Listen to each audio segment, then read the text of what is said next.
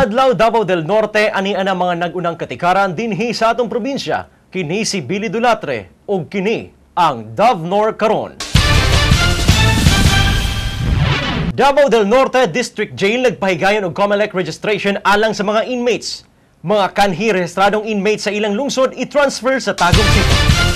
Nagpahigayon dili pa lamang dugay ang Davao del Norte District Jail ubos sa Bureau of Jail Management and Penology ug usa ka COMELEC registration alang sa ilang mga inmates didto sa District Jail. Subay sa mando sa BJMP nga ang matag preso kinahanglan nga marehistro kung asa sila kasamtangang nagpuyo. Ang Davao del Norte District Jail, kuyog sa buhatan sa Tagum City COMELEC Registrar, nagpahigayon og on-site registration alang sa mga preso didto sa sulod sa District Jail Compound, Government Center sa Mangkilam, Tagum City. Gibutyag ni BJMP Senior Inspector Ian Glenn Ocmen ang kasamtangang warden sa Davao del Norte District Jail nga mao kini ang pinakaunang district jail nga nagpahigayon og COMELEC registration alang sa ilang mga inmates. Matod ni Ocmen nga ang katungod sa pagpartisipar sa eleksyon wala gihikaw sa mga preso bisan pa man anaa sila sulod sa mga rehas. Busa ang maong registration mao'y usa ka lakang sa pagpamatuod nga ang mga preso dunay susamang katungod sa mga taong may kagawasan diha sa gitawag nga right of suffrage. Kini ang first nga registration sa atong mga inmates for the next year's 2013 election. Initially, we have 73 inmates for this batch who will be duly registered. The COMELEC personnel will be coming for the registration here inside the jail facility. So it will not be outside the vicinity of the jail. Ilang nahimo nga mga crime or suspect sila sa crime, wa nagpasabot nga the whole of their rights are being denied. So kining karon nga atong gihimo, we are only complying of the different mandates from the BJMP as well as the mandates of the law, especially the rights to suffrage. So ang atong mga bakasyonista karon mag-exercise gyud sila sa ilang katungod sa pagpili sa kinsay angayan nga pilion panahon sa atong election. Nasayran usab nga ang pagpahigayon sa registration pagabuhaton sa tulo ka hutong karong tuiga. Tungod kay ang COMELEC duna lamang kapasidad sa pagrehistro og 70 ka botante matag adlaw. Ang ikaduhang hutong sa mga inmates magparehistro sa Hulyo 17 tuig 2012 ug ang ikatulo sa umaabot nga Setyembre 11 ning kasamtangang tuig. Matud pa sa taga-COMELEC nga ang maong registration dili lamang maglista sa mga bagong botante, apan lakip usab niini ang pagpabalhin sa ilang voting center gikan sa ilang mga kanhing lungsod ngadto sa Tagum City diin asa nahimutang ang district jail. Naamang gud tay mandate na siya resolution na katong mga detainees nato na wala pa na sentence kinahanglan sila na magpa-register kung asa sila karon na detain. So nami karon para mag-conduct og satellite registration para sa itong mga detainee voters. So after anin ni siya na ma-approve na ni siya sa ARB, sila nga mga detainees diri considered na sila na registrants of Tagum City. Special Board of Election Inspectors. So kato sila diri na sila mag-settle sa district jail, then ang ilahang function is mag-conduct og votation. So magpaboto sila sa mga detainees using sa katong gigamit nato nga PICOS na official ballot. Atol sa pagpakiginabi sa mga inmates, ilang gipasibaw ang ilang pasalamat sa gihatag nga higayon diin sila mahimong makabutar pag-abot sa eleksyon bisan pa man og naa pa sila nagpuyo sa district jail. Amay mo siya ma'am, mintras niya pa may diri, kung maabtan mi sa eleksyon, obligado yun may nga mabutar. Kada ko gidon kay nagbinta sa mo ma'am kay bisan pag sa among sitwasyon kita ginaamo gyapon na kuan na mong kaugaling nga makabutar gyapon bisan pa man sa inaani na mong kamtang. Maayo man ma'am. Asa ka nga kuan sir, munisipyo dati? Sa Kapalong. Kapalong. Rehistrado pud ka dito? Oh, rehistrado. Okay. Maayo man sa gipakuan diri mo kay bisag tinud nga naami diri sa ingani sitwasyon na mo maka butar gyapon mi Kining maong COMELEC registration nga gipahitabo sa Davao del Norte District Jail mo'y usa sa mga takus-daygon nga mga kabag-uhan nga dala sa bag-ong pagdumala sa BJMP.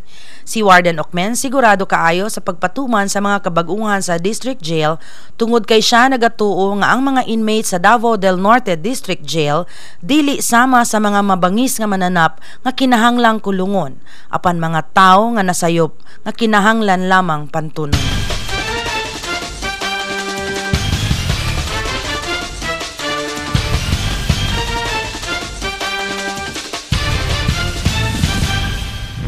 Cinquenta ka mga kabataan gikan sa nagalaing-laing lungsod sa Davao del Norte pasado sa Provincial Scholarship Program. Provincial Scholars Orientation gipahitabo sa Buluwagan ng Lalawigan. 50 ka mga kabataang Dabaonon ang milampos sa gipahigayong qualifying exam and interview alang sa scholarship program ning probinsya. Gikan sa 143 ka mga aplikante, ang 50 ka mga bagong scholars ni tambong sa usa ka orientation aron sila magiyahan sa kursong ilang pagapilion para sa umaabot nga school opening. Sa kasamtangan, ang Provincial Scholarship Program aduna nay 205 ka mga scholars nga na-enroll sa nagkalain-laing tulunghaan sulod ning probinsya. 90 niini naka-enroll sa baccalaureate courses ug ang uban sa nagkalain-laing mga tech-voc courses. Ug sa pagdungag sa mga bag-ong mipasar, moabot na sa 255 ka mga kabataan ang anaa ubos sa maong Provincial Scholarship Program. Atol sa gipahitabong orientation program dito sa Buluwagan ng Lalawigan, diin mitambong si Board Member Shirley Belen R. Aala, ang kasamtangang chairperson sa Committee on Education, iyang gitagaan og pasulabi ang importansya sa edukasyon alang sa maayong kaugmaon. The 255 scholars are very fortunate, and as I said in my speech, they have to uphold the integrity and the goodness of the gift the province of Davao del Norte has given them. Not everyone would have this gift opportunity. It comes once in the life of a fortunate, marginalized student. I made this ordinance, and it is going through. Even if I lost, it is still being funded by the provincial government. I think no governor will not have this program be a continuing one. It has been institutionalized already. So, ako lang gihangyo ang mga ginikanan na dili lang pabiyaan ilang mga anak. No? Sila gyud ang importante nga kanang ginaingon nato sa TV nga parental guidance. Bantayan yun nila ilang mga anak, magtanaw sila sa eskwelahan, mag-ato sila, mangutana sila kung unsa kamusta ang iyang anak. Follow up on parents, with regards to the scholars. Swerte sila. Swerte talaga. Because many applied, but they did not make it. So I would like to congratulate the parents all over Davao del Norte through the program of the governor on the scholarship program, including the vice governor and the members of the Sangguniang Panlalawigan District 1 and District 2. Ang atong gipahitabo nga activity karong buntaga mao ang orientation para sa ato ang mga bag-o nga provincial scholars. Ang gi-offer karong tuiga mao ang 2-year technical vocational courses. Kining kursuha pwede nilang makuha bisag asa nga tech-voc or TVIs nga na-situate diri sa Davao del Norte. Bisag unsa nga kurso nga tech-voc ilang pwedeng kwaon basta TESDA accredited ang ilang eskwelahan nga enroll. Sa pagkakaroon, andun na tayo 255 ka mga scholars sa province. 90 niini mga scholars nga nagakuha og 4-year academic course. Ang the rest are all tech-voc scholars. Sa ngalan sa Provincial Government of Davao del Norte, pinagi sa leadership ni Honorable Rodolfo del Rosario, kami naghahatag sa among mainitong pag-congratulate o pahalipay sa tanang mga nakapasar sa tuang 2-year technical vocational course karong tuiga. Ubot sa among panghinaot nga unta kini inyong pag-aampingan aron kini magahatag kaninyong maayong kaugmaon unya puhon kung makahuman mong eskwela sa maong kurso nga inyong napili. Ang pipila ka mga ginikanan nga miuban sa ilang anak atol sa maong orientation, mipadayag sa ilang dakong kalipay sa provincial nga panggamhanan diha sa pagpadayon sa maong scholarship program. Tungod kay nakahatag kini og tabang sa ilang tagsa-tagsa ka mga pamilya. Pasalamat lang ko sa iyahan na naka-appeal gid siya ka scholarship sa provincial scholarship. Kay dako gid katabang saya kay wala jud siya. Di siya kasila gid. Salamat lang ko sa kang RDI. Dako gid siya kay natabang po sa mga pasaning mga scholar. Alipay oy. Scholarship dato. Lipay kay sa kadaghan gud nila nga ning kuha sa exam isa sa isa kung anak ka nakapasar. Salamat po ko sa nagkuan aning scholarship. Labi na kay Governor del Rosario. Pasalamat po ko kay dakong tabang gid sa kuha. Kung pasalamat ma'am kay tungod aning ilang gihatag nga opportunity sa mua. Although mga pobre mi pero gihatagan gyapon nila opportunity nga maka-eskwela. Nagpasalamat gyud dako ma'am sa ilang scholarship nga gi-offer. Nagpasalamat ko sa kang Governor Rodolfo del Rosario nga nasa project para sa provincial scholarships tungod ani na nakaskwela ko, then sa mga SB members, sa mga officials sa LGU Kapalong Pod nga nag-present po sila sa amoa. Sa kasamtangan, ang Davao del Norte dunay 20 ka mga TESDA accredited TechVoc kon technical vocational schools nga makita sa lain-laing mga lungsod ug syudad sa probinsya. Bisan asa ni ining maong mga tulunghaan, ang provincial scholar gitagaan og kagawasan sa probinsya nga mopili og asa nila gusto magpa-enroll.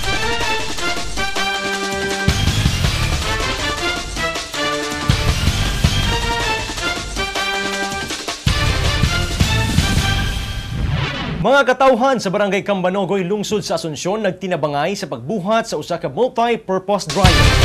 Ang mga lumulupyo sa Purok 13 sakop sa Barangay Cambanogoy, Davao del Norte, mipakita sa ilang pakigtambayayong sa paghimo sa usa ka multi-purpose dryer nga maoy dakong panginahanglan sa mga mag-uuma sa ilang pagbulad ug humay. Mukabat sa 40 ka pamilya nga nagpuyo sa Purok 13 ang makagamit sa maong pasilidad, maingon man ang mga kasikbit nga mga purok makabenepisyo usab niini. Malipayo ng mga kabataan nga aduna na sila'y basketball court nga ilang kadulaan sa matag adlaw. Dinhi usab sila magpahigayon sa ilang mga programa ug uban pang aktibidades sa ilang komunidad. Mipaabot sa iyang pagpasalamat si Purok Chairman Antonio Gordon ngadto sa Department of Agriculture ug sa provincial nga panggamhanan pinaagi sa Provincial Agriculturist Office sa paghatag ug pagdagad sa ilang panginahanglan. Trapal lang. Trapal na bulad diha mi sa highway kada plikastada. Nya mo nang inig pagaling na mo ug inig kuan nay daghan bato. Karon dako gyud mig pasalamat sa taga DE nga nihatag og proyekto nanan. Hasta sa province, kami gid sa Governor del Rosario. Inubanan sa iyahang mga pensionaris sa province. Pasalamat isip Proc leader, nagpasalamat sad ko. Ilabi na pud sa mong mayor nga naapoy nakatabang pud dako. Nalipay pud mi nga gidunitan mi anang dryer. Kay kami usa mag-uuma. Unya naglisod pud mi kun asa mi magbulad. Maay na nga. Nagpasalamat pud mi sa inyo ha. Nga nagdonate mo ni ini. Labing salamat. Pasalamat nga dako kay katabang ni sa amo nga isip mag-uuma. Labi na kung magpa-harvest nga ulan, mga basa ang among humay. Dili na manurog kay na may dako kay katabang ang kining dryer nga gihatag sa gobyerno. Lipay jud mi ma'am. Nga na mi bularanan dire. Hantod sa hangtonan ni kabilin sa among mga apo, tanan. O salamat mi ninyo sa tanan, wagi katapusang pasalamat. Daghan jud kay salamat ninyo ma'am. It's about 193,000 per unit. So sa gobyerno ang materials, ang labor o ang lote is sa ila sa beneficiary. So not necessarily nga ilang paliton ang butangan sa dryer, kundi ang atong pamaagi din ha, deed of use of rock will do or deed of donation. Pero mas pinakasayo ng deed of use of rock.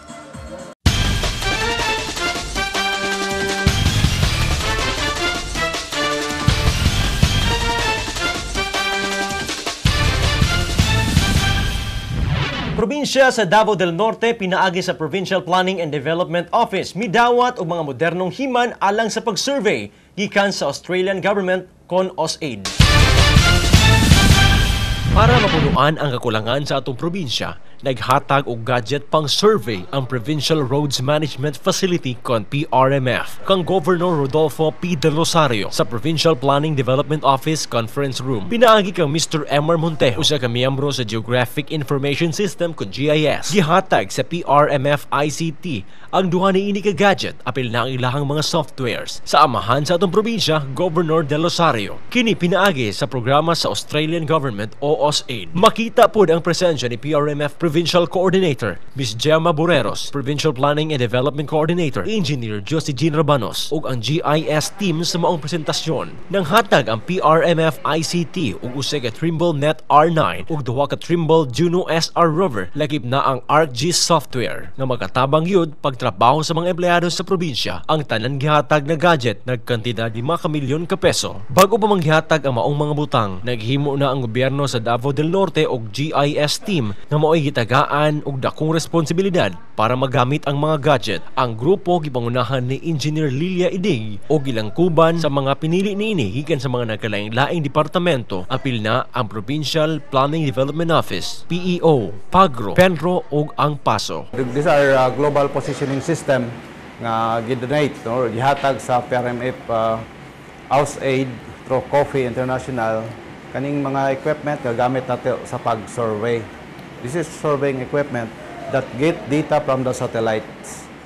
So we have two types of equipment that we're going to donate. This is the Trimble GPS. No? These are global positioning system na magamit ni sa pag-survey nato sa atong mga kalsada. Sa road survey ni siya. Mas dali na lang kayo ang pagkuha og mga information like the road conditions, the weight, and the length niya. Automatic na siya because this data will be gathered through the satellite. With that equipment alone, sir? With this equipment. We will be donating 2 units of Juno AC, Trimble model, no? Nga GPS. Muni gamiton niya nga mag-survey ang taga-PEO sa mga dalan diri sa Davao del Norte. Yes, nga makuha dayon ang sa map, no? Makita dayon sa mapa ang mga dalan nga ilang gi-survey. Yesterday we conducted the training survey in San Isidro nga among i-download ni karon. Makita nato ang kalsada nga atong gisubay. So kani siya gitawag ni siya og rover. These are Juno AC rover from Trimble nga i-donate nga sa PRMF nga rin sa Davao del Norte kay magamit niya. These are the new system technology nga ma-provide og part sa gi-deliver og among i-turnover kang governor karon, no? So duha ni siya ka unit. Okay, katong usa, this is what we call Net R9, no? Ang function ani niya nga magkuha ta og fixed reference station, no? Makita na to diha sa taas sa PPDO nga naatay antenna diha. So kaning wire mag-connect ni ngadto sa antenna, then magkuha siya og signal from the satellite ang iyang coordinates, no? Latitude ug longitude. Then fix na siya nga coordinate nga atong ipa-register sa NAMRIA, no? Sa DNR. Para kana siya nga reference station, mao na siya ang pwede nga magamit sa atong mga surveyor diri sa province nga kung mag-survey sila og mga lote, anha na lang sila motay. Gitaw na siya og tie line. I-attach ni siya ngadto sa atop sa sakyanan nya kani anher ka sa sud sa auto, no? Sa sakyan nimo. Magsigi og dagan, magsubay sa kalsada, alphanumeric ni siya, pwede ka maka-input og mga information. Unsa ngan sa kalsada, unsa ka lapad ang kalsada niya, unsay condition, bad ba or gravel, or unsa nga tanan nga data nga ma-survey sa kalsada ma-record diri including sa iyang location. Nalipay gayod si Governor Dolfo de Rosario sa gipakita sa iyang nga sample result sa gihimong road tracking sa Island Garden City of Samal gamit ang maong mga ekwipo. Kay nakita niya nga nagkadaghana ang road network sa maong isla ug nakita sa gobernador ang mga lugar nga angay pambutangan og mga dalan. So, tignan mo yan, manotis mo. Yun dito kasi mga coastal road, existing dati yan. Pero hindi bagay yan sa resort eh. Tingnan mo yung Philippines, walang road sa coastal. Wala. Diba? Hindi nila pinasok. Kasi nandyan ang road. Kasi yun ang property nila eh. So you know what? Yung road dyan, private road. Parang resort road.